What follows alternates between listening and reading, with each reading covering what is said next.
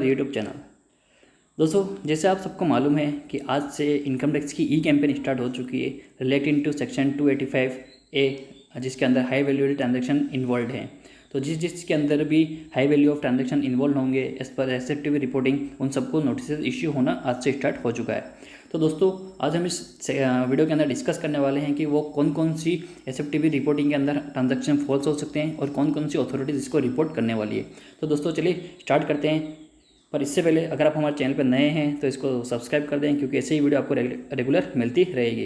तो चलिए शुरू करते हैं। आप कौन कौन से ट्रांजैक्शन फॉल होते हैं और कौन कौन सी अथॉरिटीज़ इसको रिपोर्ट करेंगी। तो दोस्तों, सबसे पहले तो आपको देखना होगा कि सबने अगर आपने कैश पेमेंट किया है for the purchase of any bank drafts और पे ऑर्डर्स, जो भी बैंकर्स चेक और to bankers cheque reported by banking company और cooperative banking to with banking regulation act 1949 apply होता है। अगर वो ट्रांजैक्शन 10 लाख और more in a financial year, 10 lakh और मोर हो जाता है फाइनेंशियल ईयर के अंदर, तो आपको रिपोर्ट करना मतलब जो भी बैंकिंग कंपनीज होगी वो उसको रिपोर्ट करेगी एसेप्टिव ट्रांजैक्शन, और उसके लिए आपको नोटिस आ सकती है अगर आपने ये ट्रांजैक्शन से ऊपर एक्सीड किया हो। तो दोस्तों, इस मैटर पर आपको नोटिस आ सकती है। एंड अदर इज़, अगर आपने कैश पेमेंट किया है तो purchase of any prepaid instrument जो RBI ने इशू किए हैं, और उसकी रिपोर्ट कौन कर सकता है? तो जो भी बैंकिंग कंपनीज होगी और कोऑपरेटिव बैंक्स जो भी होंगी, और उसके लिए भी आपको अमाउंट सेम है कि आपको 10 लाख और मोर during the financial year transaction exceed हुआ हो तो उसको एसेप्टिव रिपोर्ट में फॉल हो जाएगा।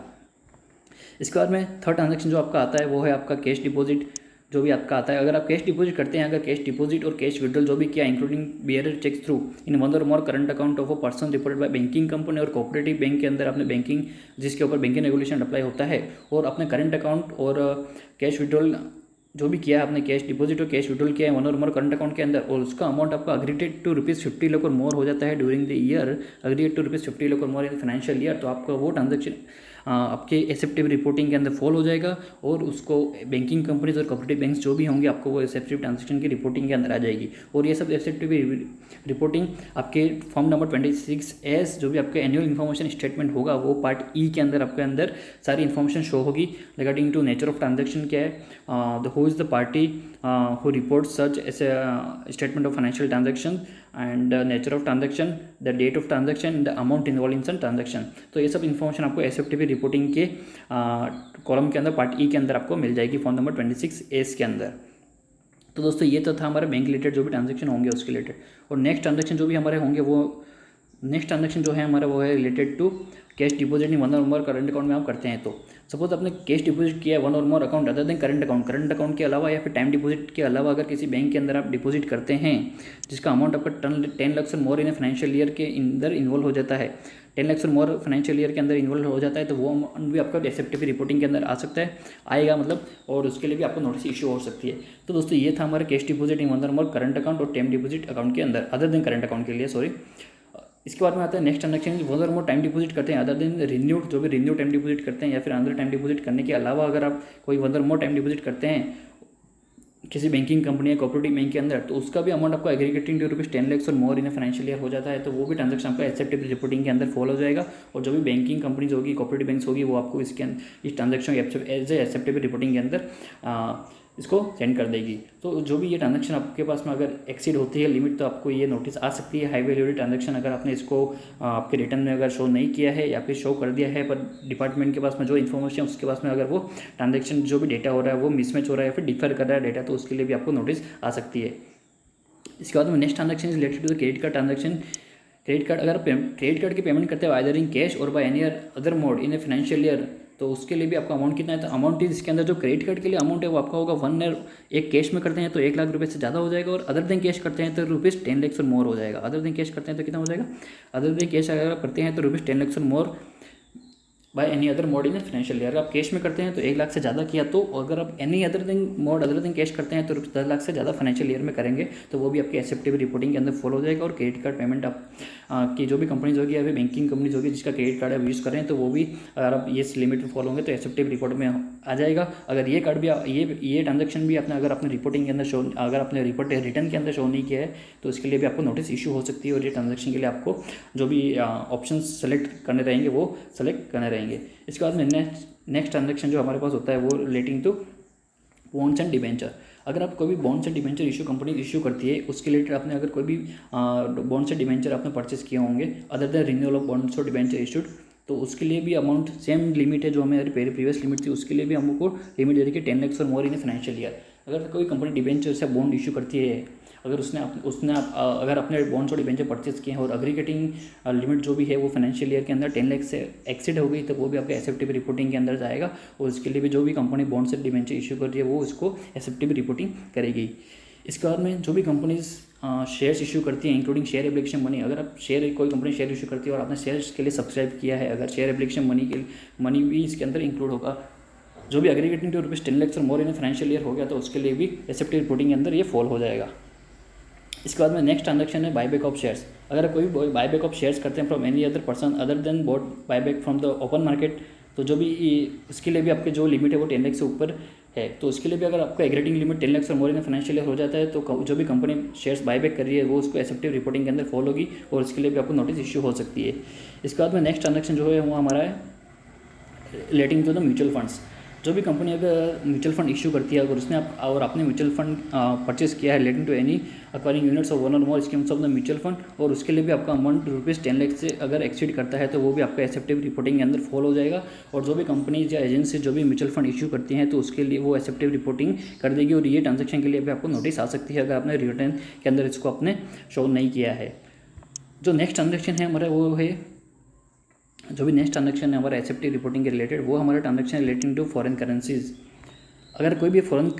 भी रिसिप्ट होती है from the sale of any foreign currency including credit of any such currency to foreign exchange card और expense in such currency through debit और क्रेडिट कार्ड थ्रू आप करते हैं, या फिर ट्रैवलर्स चेक थ्रू और एनी अदर ड्राफ्ट और other instrument जो भी authorised persons case referring clause section 2 of clause 7 of foreign exchange FEMA act के 1998 के अंदर सेक्शन 2 क्लोज सी के अंदर जो भी मेंशन किए हुए हैं उस रिपोर्ट करते हैं, तो उसके लिए भी आपका एग्रीगेट इनटू अमाउंट ₹10 लाख और मोर इन फाइनेंशियल ईयर होता है, तो वो भी आपकी एसेप्टिव रिपोर्टिंग के अंदर फॉल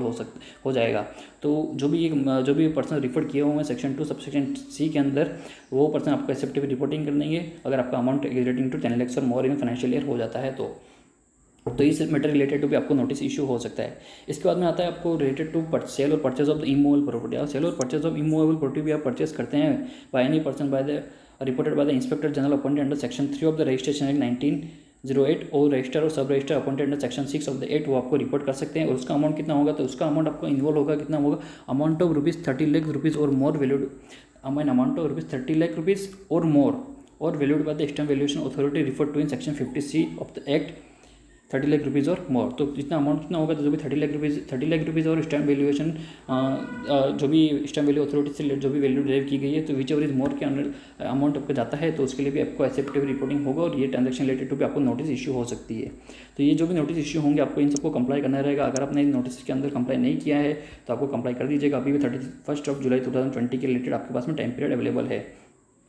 इसके बाद next in last transaction is receipt of the cash payment for the sale of any persons of goods or services in nature of any other person specified in section 1 to 10। Section 1 to 10 के अलावा किसी भी cash payment करते हैं for sale यानी कोई भी goods और सर्विसेज रिलेटेड, उसका अमाउंट आपका सेक्शन एक्सीड 2 लाख से एक्सीड करता है, उसका अमाउंट 2 लाख से एक्सीड करता है, तो भी आपको एसेप्टिव रिपोर्टिंग के अंदर फॉल हो जाएगा। तो इसकी एसेप्टिव रिपोर्टिंग कौन करेगा, तो जिसके 44 AB के अंदर ऑडिट होती है वो पर्सन उसकी एसेप्टिव रिपोर्टिंग करेगा। तो ये सारे ट्रांजेक्शन थे जिसके आपको एसेप्टिव रिपोर्टिंग के अंदर फॉल हो सकते हैं और इनसे रिलेटेड आपको नोटिस इशू हो सकती है during this period of 20 July to 31 July, that is during this 11 period. तो ये नोटिस आपको इशू हो सकते हैं related to high value audit transaction. इन सब नोटिस के रिलेटेड आपको रेडी रहना होगा कि आपने अगर ट्रांजेक्शन को रिपोर्ट नहीं किया है रिटर्न के अंदर तो आपको रिपोर्ट कर दीजिएगा 31 जुलाई 2020 तक। इसके बाद में अगर कोई करेक्शंस होता है, कोई डिफर होता है तो अमाउंट, तो तब भी आप उसको चेंज कर सकते हैं। अगर अपने पास में कोई भी करेक्ट है तो आप ऑप्शन सेलेक्ट कर सकते हैं उसके अंदर की there is no such change in the acceptive reporting transaction and we have reporting the returns. अब हम डिस्कस करते हैं कि ये एसेप्टिव रिपोर्टिंग कौन कौन होगा। ये सब वैसे भी मैंने आपको एसेप्टिव रिपोर्टिंग के अंदर बता लिया है कि कंपनीज है, म्यूचुअल फंड एजेंसी से रिलेटेड डिफरेंट डिपार्टमेंट्स और डिफरेंट एजेंसीज इसको रिपोर्ट करती है, पर फिर भी मैं आपको एक बता देता हूँ कि इसके अंदर कौन कौन से आपको रिपोर्टिंग करेंगे। तो सबसे पहले तो जो भी पर्सन लायबल फॉर ऑडिट होगा section 44 AB of the income tax act, वो इसको रिपोर्ट करेगा। बैंकिंग रिलेटेड ट्रांजेक्शन होंगे तो बैंकिंग कंपनी करेगी। कोऑपरेटिव बैंक्स के रिलेटेड ट्रांजेक्शन होंगे तो कोऑपरेटिव बैंक्स करेगी। पोस्ट मार्टम और general post office related transaction तो पोस्ट मार्टम और जनरल पोस्ट ऑफिस करेगा। निधि कंपनी रिलेटेड ट्रांजेक्शन होंगे तो निधि कंपनीज करेगी। NBFC से रिलेटेड ट्रांजेक्शन होंगे तो वो NBFC रिपोर्ट करेगी। और क्रेडिट कार्ड रिलेटेड पेमेंट्स आप जो भी एक्सीड करते हैं तो क्रेडिट कार्ड एजेंसी जो भी इंस्टीट्यूशन क्रेडिट कार्ड इशू करता है वो इसको रिपोर्ट करेगा। बॉन्ड से डिबेंचर इशू करती है, जो कंपनी बॉन्ड से डिबेंचर इशू करती है वो, जैसे हमने पहले आपको डिस्कस किया, वही जो भी कंपनी शेयर इशू करती है उस शेयर को सब्सक्राइब करते हैं, एक्सीड 10 लाख से एक्सीड करती है लिमिट तो कंपनी जो भी शेयर इशू करती है वो इसको रिपोर्ट करेगी। जो भी बाईबैक करती है कंपनी, तो जो भी कंपनी बाईबैक करती है उसकी ऑन सिक्योरिटीज या जो कंपनी बाईबैक कर रही है तो वो कंपनी इसको रिपोर्ट करेगी। म्यूचुअल फंड कंपनीज के लिए जो भी trustee of the mutual fund होगा और other person authorise by the trustee होगा वो पर्सन इसको रिपोर्ट करेगा। और जो भी फॉरेन करेंसी रिलेटेड ट्रांजेक्शन आप करते हैं तो जो भी ऑथराइज डीलर होगा या फिर मनी चेंजर होगा, जो भी ऑफशोर बैंकिंग यूनिट होगा और एनी अदर पर्सन रिफाइंड जो भी पर्सन फेमा के अंदर डिफाइन किए होंगे वो पर्सन रिपोर्ट करेंगे। और स्टैम्प ड्यूटी वैल्यूएशन जो भी प्रॉपर्टी वगैरह सेल करते हैं तो इसके रिलेटेड कौन हो सकता है, तो इंस्पेक्टर जनरल होगा, सब रजिस्ट्रार हो सकता है जो भी रजिस्ट्रेशन एक्ट 1908 के अंदर अपॉइंट किए हुए हैं। तो ये सारी इन्फॉर्मेशन थी related to friends section 285 BA SFTP reported transaction. कौन कौन से ट्रांजेक्शन हमारे SFTP रिपोर्टिंग के अंदर फॉलो होंगे, कौन कौन से ट्रांजेक्शन के लिए हमको नोटिस इश्यू हो सकती है ड्यूरिंग दिस 11 डेज, और what action we need to take. ये सब इन्फॉर्मेशन आपको part E of the form 26A that is annual information statement के अंदर आपको मिल जाएगी कि कितना ट्रांजेक्शन किस कंपनी ने या फिर किस बैंकिंग कंपनी ने SFTP रिपोर्टिंग की है, नेचर ऑफ ट्रांजेक्शन क्या था, अमाउंट ऑफ ट्रांजेक्शन क्या था और डेट ऑफ ट्रांजेक्शन क्या था। तो ये सब इन्फॉर्मेशन आपको फॉर्म 26A के अंदर आपको मिल जाएगी, न्यू फॉर्म 26A के अंदर। और मेजरली उसके अंदर ये सब कंपनीज या फिर ये सब म्यूचुअल फंड्स या इंस्टीट्यूशन जो आपके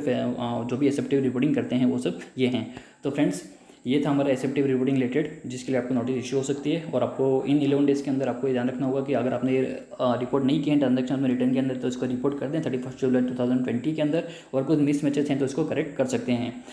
तो फ्रेंड्स आई होप आपको ये वीडियो पसंद आया होगा। अगर आप हमारे चैनल पर नए हैं तो इसको सब्सक्राइब कर दें ताकि आपको ऐसे ही वीडियो रेगुलर मिलती रहे। So that's all for the day, thank you.